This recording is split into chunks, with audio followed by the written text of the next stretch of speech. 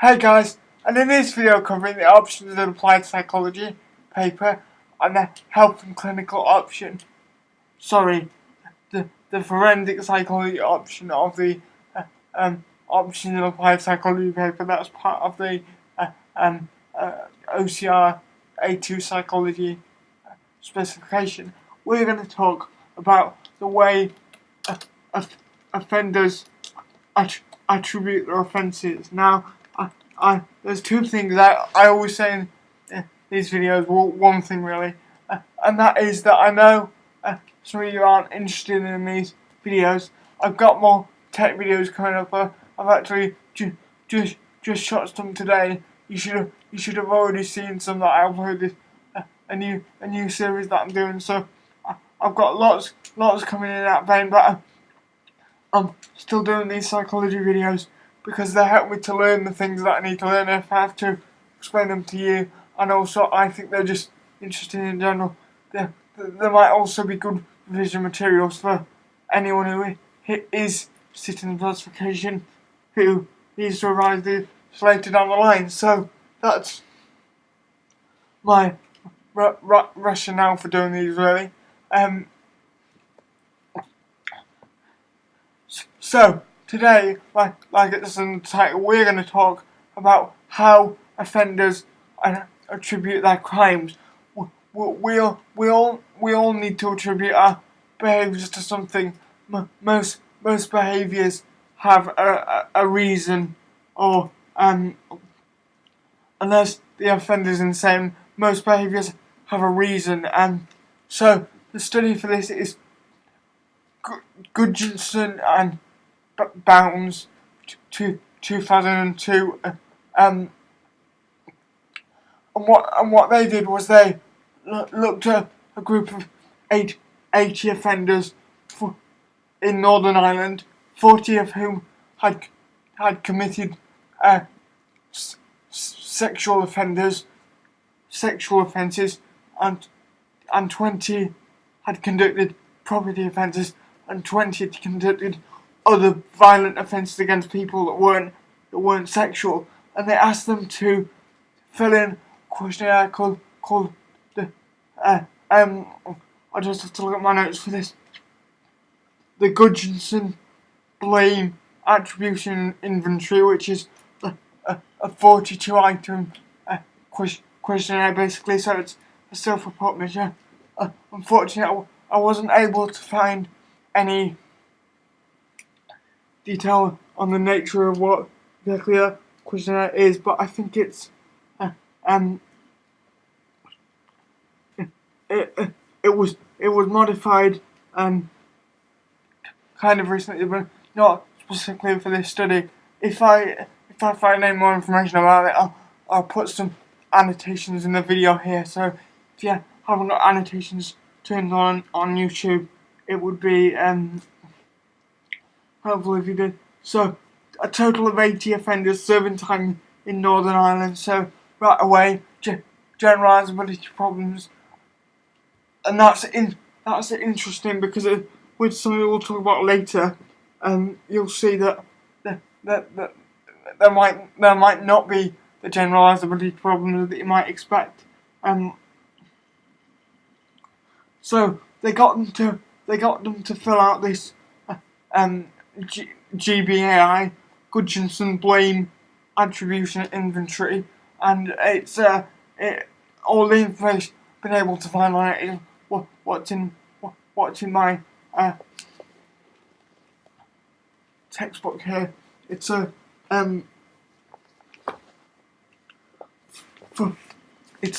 42 item questionnaire, and it's forgive me, I've got some notes on the computer screen because I get notes from a variety of sources. So I've got some notes on the computer screen that I'm just gonna look at. But it's a 42 item questionnaire, and they got them to fill that out, and it asks for them to attribute blame for their offence on several different dimensions. So Gudjonson believes in several different types of attributions. The first, what he calls dimension, is internal versus external, and this is similar to Bandura's theory of self-efficacy for health behaviour. What it's essentially about is either it's pretty simple. If you attribute external factors for your offence, then you believe that it was outside of your control, and if your internal factors, then you had control over it, but it was you that did it. There weren't external factors that caused you to do it.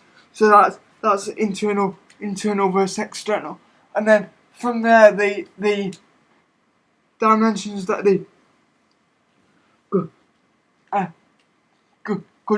Gudgeon's and Blaine attribution inventory test you on, the three different dimensions that you can attribute your offence to are guilt, what he calls mental elements. So that's like a conscious cognition that allows you to say why it's a good reason to do that. So we've got guilt, kind of cognition, mental element, and we've got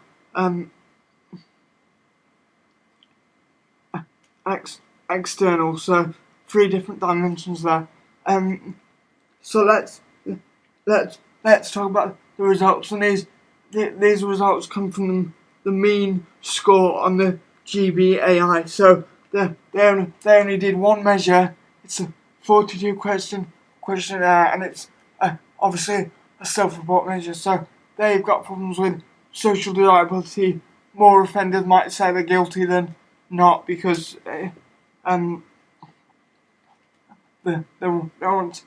to get released soon. And also there's issues with fatigue. If it's a 42 item questionnaire and you're mentally unstable, maybe have some reading issues, because statistics show that literacy and numeracy in prisons are lower than in the general population. So if you struggle to read or kind of sort of understand what's going on, a 42 questionnaire might be some issues there. Just thinking about some evaluation issues. It also might be a bit reductionist, only allowing people to give those three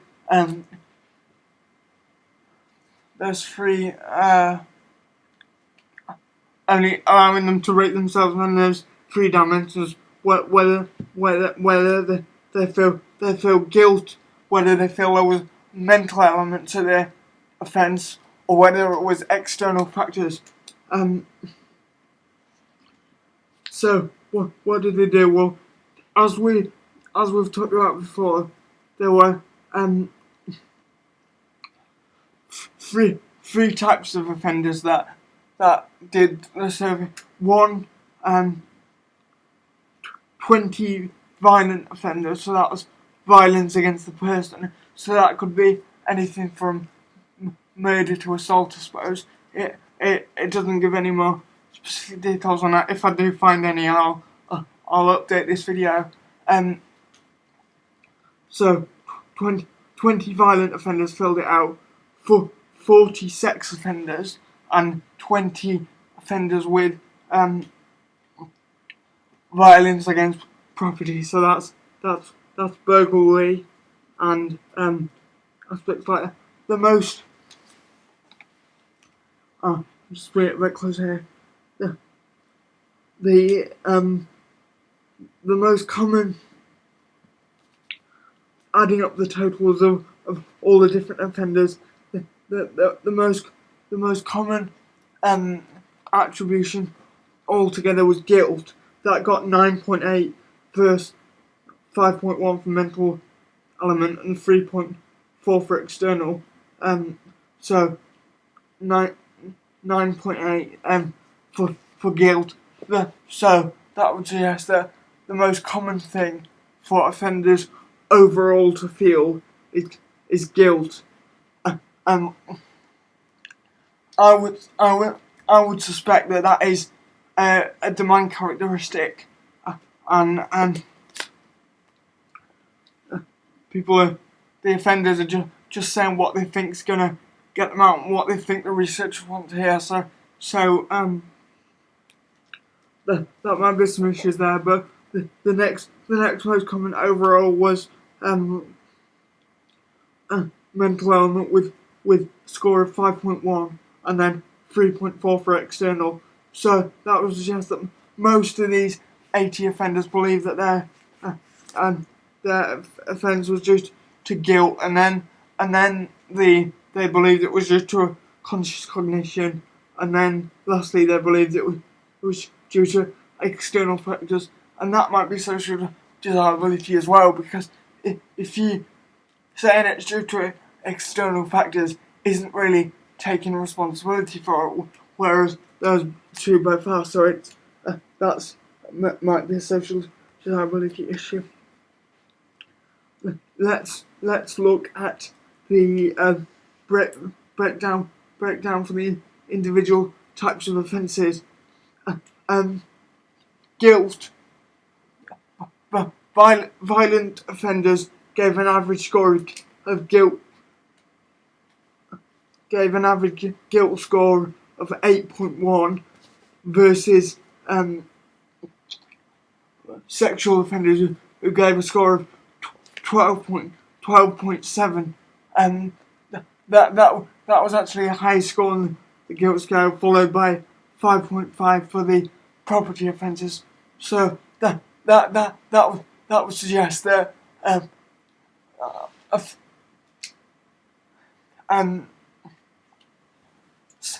sexual offenders felt the most guilty in this study, unless they were lying. That could again be a social liability thing, because sexual offences are considered worse by a lot of people, and I'm sure the courts, than violence or property crimes. So that could be another social desirability thing.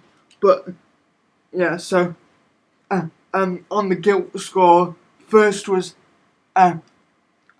sexual offences with a score of 12.7. Next was violence with a score of 8.1, and next was property crime with a score of 5.5. I'm not surprised by the results, really. That's what I would have expected, and that's why it worries me that this might have social desirability issues. Moving on to the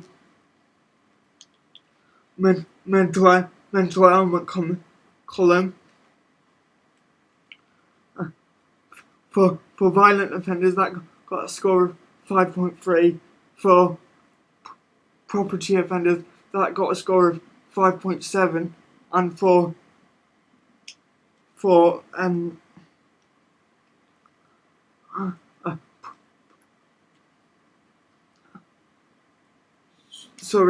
sexual offenders, that got a score of 5.7, and for property offenders, that got a score of 4.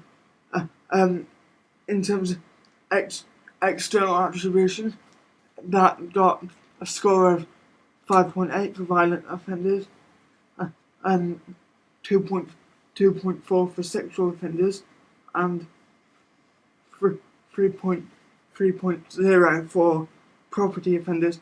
I just want to highlight again that the sexual offenders said on the self-report, according to the scale, that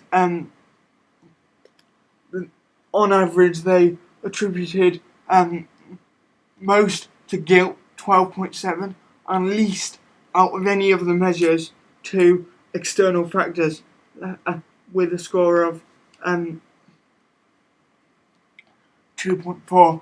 So maybe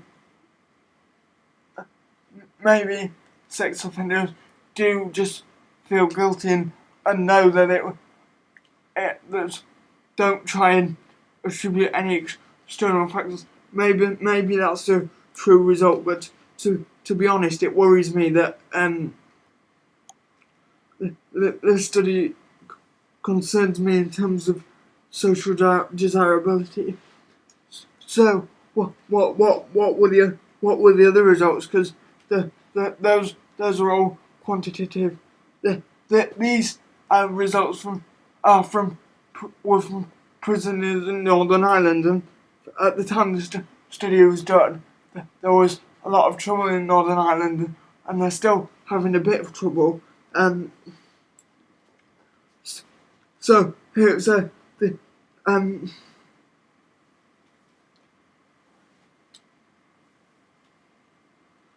the the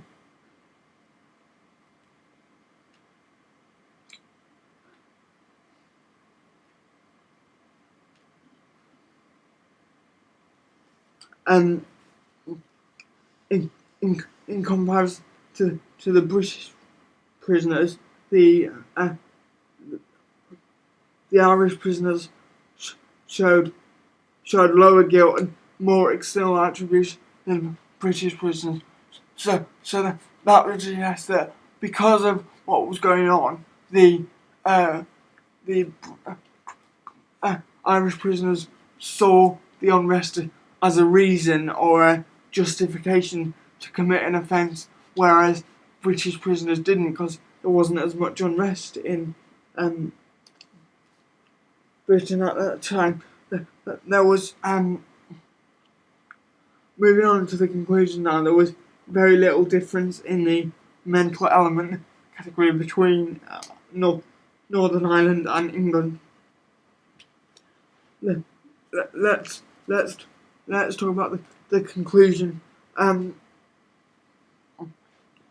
But basically, the conclusion is that this shows a high level of concurrent validity. So two measures finding the same thing with previous studies. So that would suggest that it's a valid study in spite of the issues I talked about with social desirability. But I would suspect that the previous studies they're talking about did the same sort of thing, just with different samples. So that might be why. And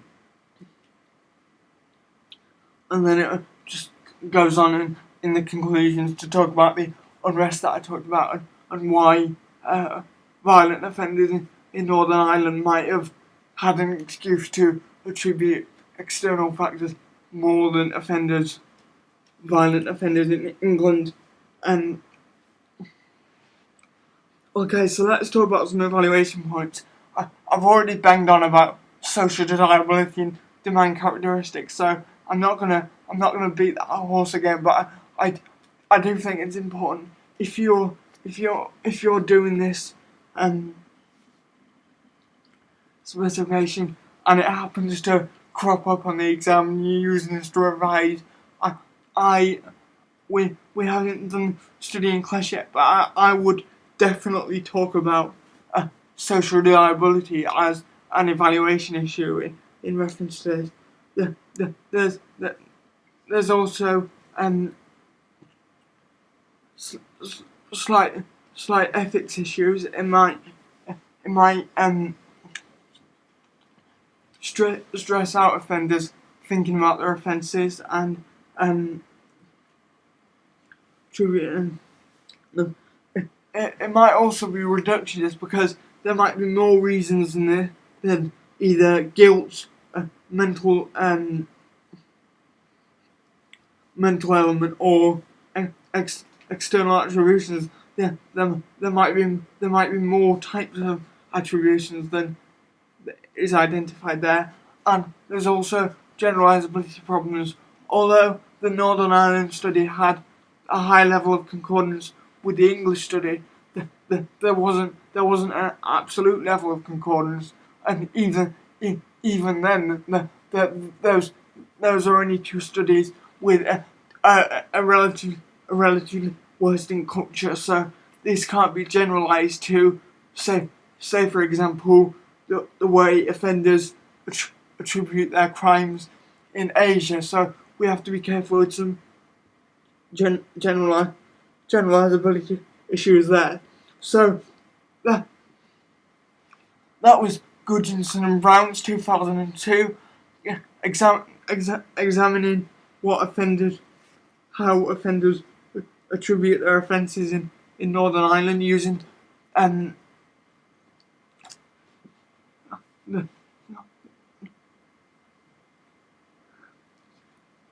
the Gudjonsson